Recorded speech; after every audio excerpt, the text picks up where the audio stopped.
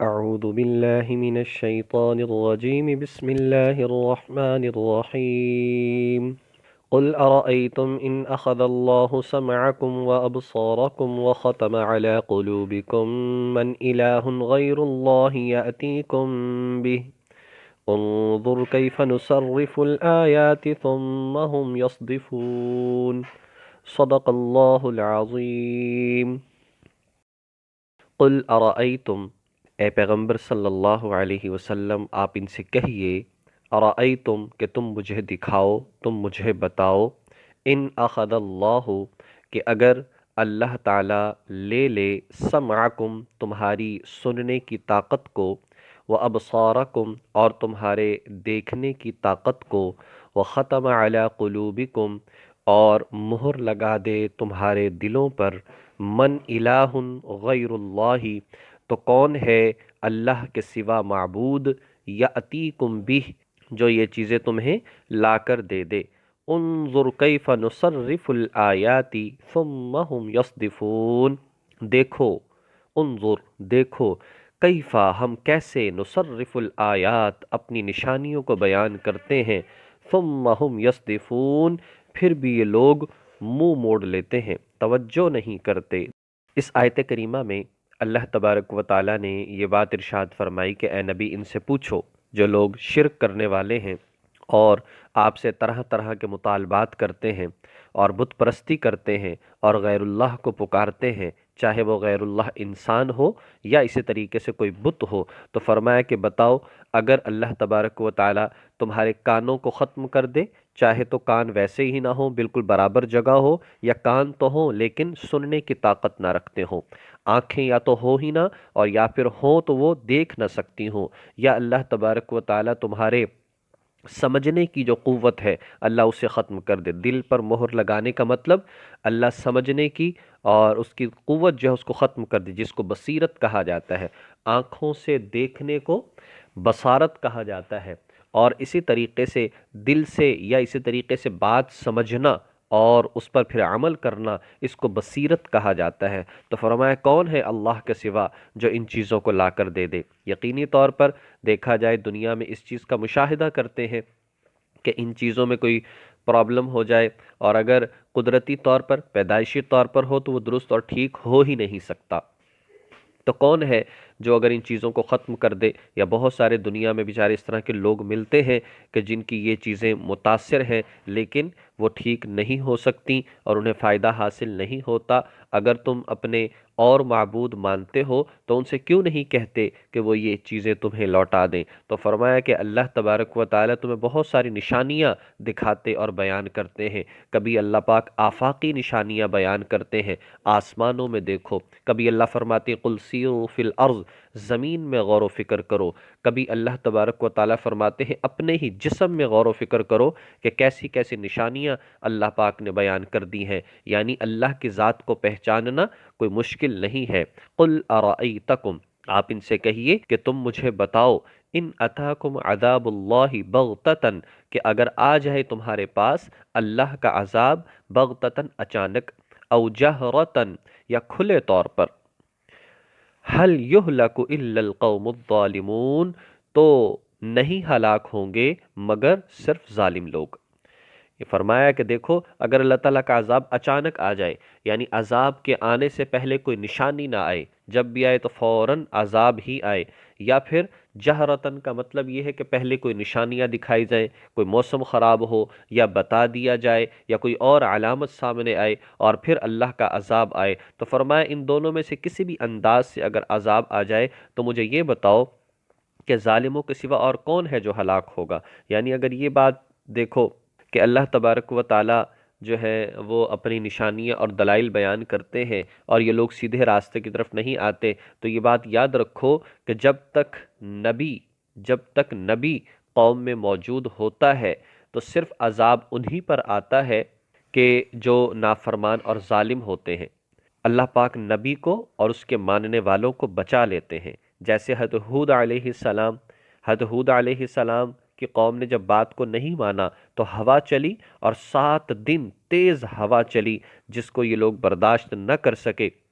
اور انہیں اٹھا اٹھا کر جو ہے وہ پھینکا گیا۔ صرف بچے کون؟ ہود علیہ السلام، اور اسی طریقے سے ان پر ایمان لانے والے۔ حضرت صالح علیہ السلام قوم نے نہیں مانا تو زلزلہ آیا، بچے کون؟ صرف اور صرف صالح علیہ السلام اور ان پر ایمان لانے والے، باقی سب پر زلزلہ آیا، اور ایسا زلزلہ کہ ان کے جگر تک پھٹ کر رہ گئے۔ حضرت لوط علیہ السلام، جب قوم نے نہیں مانا تو اللہ پاک نے عذاب نازل کر دیا، پتھر برسا دیے، بچا کون؟ صرف لوط علیہ السلام اور ان کی بیٹیاں، بیوی تک جو کہ نافرمان تھی وہ بھی ہلاک ہو گئی۔ تو فرمایا کہ ظالم لوگ ہیں جو صرف ہلاک ہوتے ہیں، لیکن یہ بات اس وقت کی ہے جب کہ نبی دنیا میں قوم میں موجود ہو، اور جس وقت نبی قوم میں موجود نہ ہو پھر جب عذاب آتا ہے تو وہ اجتماعی عذاب آتا ہے، اس میں پھر ظالم نہیں بلکہ نیک لوگ بھی بعض اوقات اس سے متاثر ہو جاتے ہیں، اور اس کے لیے اللہ تبارک و تعالیٰ نے پھر آخرت کا دن رکھا ہے کہ جس میں امتیاز کر دیا جائے گا، جس میں فرق ظاہر کر دیا جائے گا کہ کس کو عذاب ہوا تھا وہ اس کے گناہوں کی وجہ سے ہوا تھا، اور کس کو اللہ تبارک و تعالیٰ نے ویسے ہی اپنے پاس بلانے کے لیے اس عذاب کو سبب بنا لیا، اور نہ ہی اس وقت میں اتنی پھر تکلیف ہوتی ہے جو ایمان والے اور اللہ والے ہوا کرتے ہیں۔ وَمَا نُرْسِلُ الْمُرْسَلِينَ إِلَّا مُبَشِّرِينَ وَمُنذِرِينَ، ہم نے پیغمبروں کو، وَمَا نُرْسِلُ، اور ہم نے نہیں بھیجا پیغمبروں کو، مرسلین پیغمبروں کو، إِلَّا مُبَشِّرِينَ وَمُنذِرِينَ، سوائے خوشخبری سنانے کے لیے اور خبردار کرنے کے لیے۔ فَمَنْ آمَنَ، چنانچہ جو شخص ایمان لایا، وَأَصْلَحَ، اور اس نے اپنی اصلاح کر لی، فَلَا خَوْفٌ عَلَيْهِمْ وَلَا هُمْ يَحْزَنُونَ، نہ تو ان پر کوئی خوف ہوگا نہ وہ غمگین ہوں گے۔ فرمایا اللہ پاک نے کتنے ہی انبیاء علیہم السلام کو بھیجا، مقصد کیا ہوتا تھا؟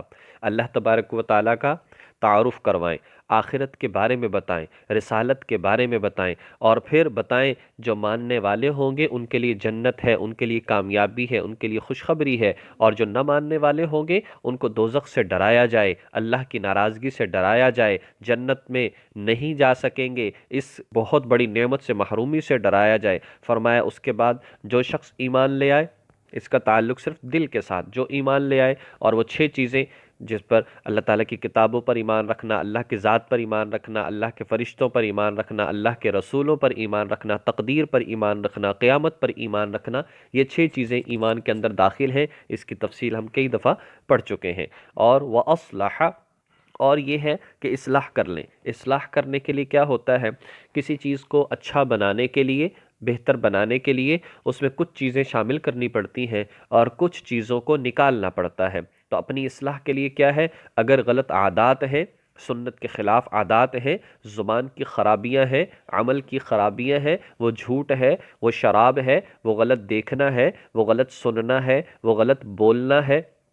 تو ان گناہوں کو سب کو چھوڑ دے اور نیکیاں کرنا شروع کر دے، تو پھر انسان اصلاح ہو جاتی ہے اور بہتر ہو جاتا ہے۔ فرمایا ایسے لوگوں پر نہ تو کوئی خوف ہوگا، مطلب جب جنت میں چلے جائیں گے یہ خوف نہیں ہوگا کہیں یہ نعمتیں چھن نہ جائیں، کہیں موت نہ آ جائے، کہیں بیماری نہ آ جائے، کہیں بوڑھے نہ ہو جائیں۔ فرمایا کہ ایسا کوئی خوف نہیں ہوگا، اور نہ یہ غمگین ہوں گے کہ ہم نے وقت کو ضائع کر دیا، ہم دنیا میں یہ کر لیتے تو مزید جو ہے ہم عذاب سے بچ جاتے، ایسا غم بھی نہیں ہوگا۔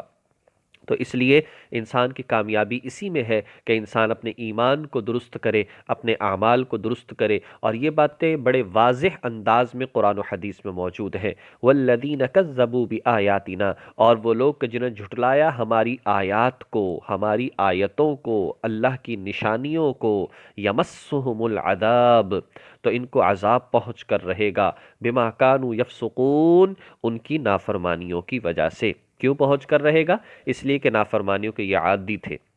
اللہ تبارک و تعالیٰ موقع ضرور عطا فرماتے ہیں کہ انسان سیدھے راستے کی طرف آ جائے۔ یہ ساری آیات جو ہیں ان کا خلاصہ یہ نکلتا ہے کہ آج موقع ہے،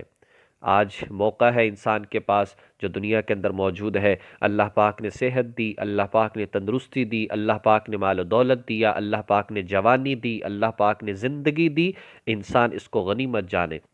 چاہے لاکھ کمزوریاں ہوں، چاہے کتنی ہی بیماری میں ہو، چاہے کتنے ہی بڑھاپے میں ہو، چاہے کتنی ہی غربت میں ہو، لیکن انسان عبادت تو پھر بھی کر سکتا ہے، مرتے مرتے بھی کر سکتا ہے۔ آج مرتے مرتے کر گیا، یہ چیز آخرت میں کام آ جائے گی۔ ایک شخص قبر کے پاس سے گزرے اور وہاں سے یہ صحابی کا حدیث کا واقعہ ملتا ہے،